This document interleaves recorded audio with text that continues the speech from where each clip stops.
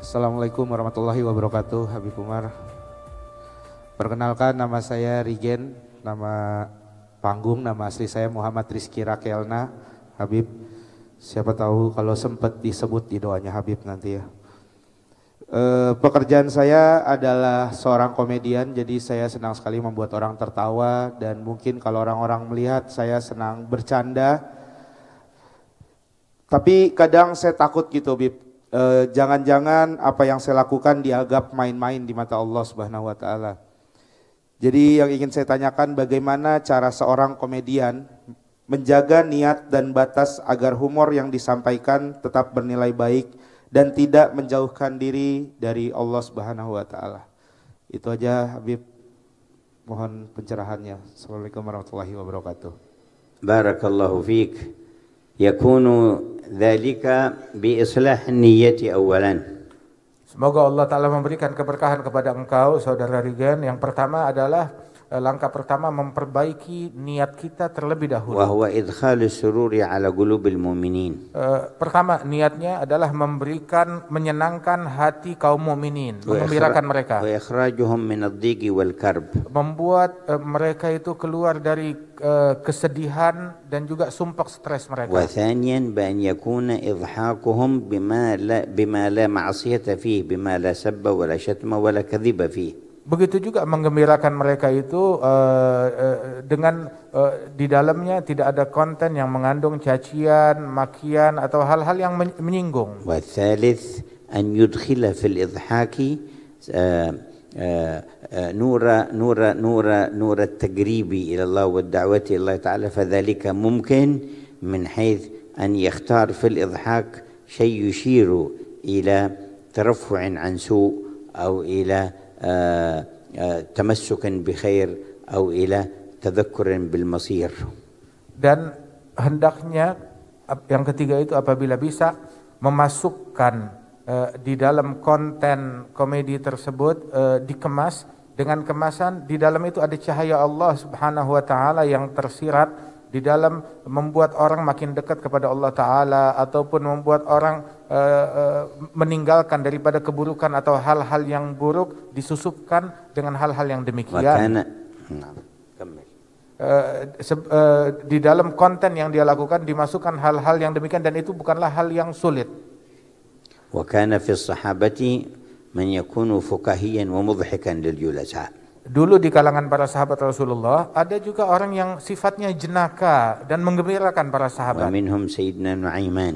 Di antaranya itu seperti Sayyidina Nuaiman, sahabat Rasul. وكان يضحك منه صلى الله عليه وسلم في كثير من الأحوال. Dia bahkan sampai bisa membuat Rasulullah sampai tertawa di banyak situasi. وكان إذا رأى شيئا جاء من البادية من الفاكهة والثمر يشتريه دينا ويأتي به إلى رسول الله. Dahulu beliau itu apabila Madinah kedatangan daripada buah-buahan yang sedap, yang nikmat, maka beliau beli, tetapi masih ngutang belinya itu, terus dia bawa, dia hadiahkan kepada Rasulullah apa yang dia beli secara ngutang. Kemudian dia berikan kepada Rasulullah dan dia bilang ini hadiah untukmu wahai Rasulullah.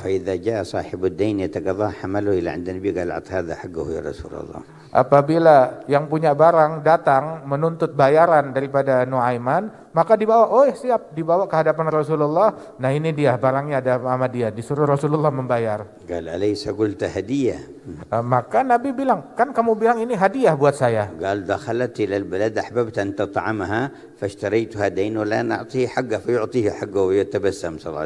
Kebetulan saya lihat ini barang bagus, datang ke kota Madinah. Saya pikir ini bagus sekali kalau saya hadiahkan kepada engkau, tapi saya nggak punya uang. Jadi saya ambil dulu ngutang, saat dia nagih, ya saya suruh dia tagih kepada kamu. وكان عدد منهم وكان في إضحاكهم ذلك أيضا شيء من مدخل السرور على القلوب.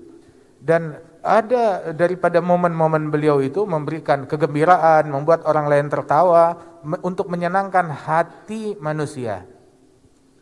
بل وكان بنفسه صلى الله عليه وسلم يمازح الصحب وقت المزح معتدل من غير إيذاء ولا كذب. Bahkan Rasulullah pernah juga di dalam beberapa situasi beliau sendiri yang bercanda dengan para sahabat tetapi dengan candaan yang santun dan juga terukur.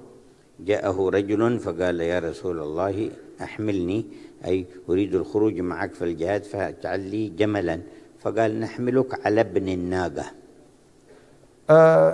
Maka Rasul ketika bercanda pun juga dengan jujur. Kemudian ada satu orang datang kepada Rasulullah, ya Rasulullah tolong bawa saya, ajak saya di dalam perjalanan jihad tapi saya nggak punya kendaraan.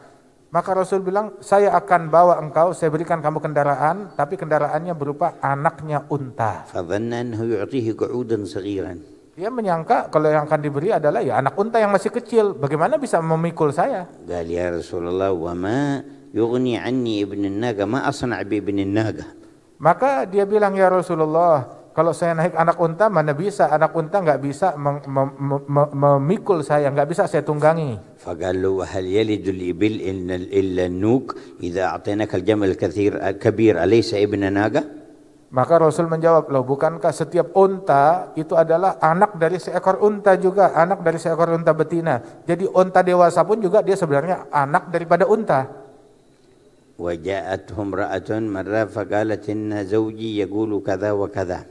Ada seorang wanita berkata kepada Rasulullah, ya Rasulullah, suami saya berkata nitip pesan ini dan itu. فقال زوجك الذي بعينيه بياض. Maka Nabi bilang, oh suami kamu yang matanya putih itu ya. قالت له يا رسول الله ما بعيني زوجي من بياض. Maka wanita itu bilang, ya Rasulullah, suami saya normal, matanya enggak putih. قال بلى قالت أنا أعرف زوجي ما في عينيه بياض. Nabi bilang, iya mata suami kamu putih. Bilang, saya tahu suami saya matanya enggak putih. قال هل من إنسان ليس في عينيه بياض؟ Nabi nanya, memang ada manusia yang matanya enggak ada putihnya? أنا ما عنيت بياض سواد من العين البياض الذي حوالي العين. Artinya itu mata manusia pasti ada putihnya, enggak mungkin putih semua matanya ataupun enggak ada putihnya sama sekali.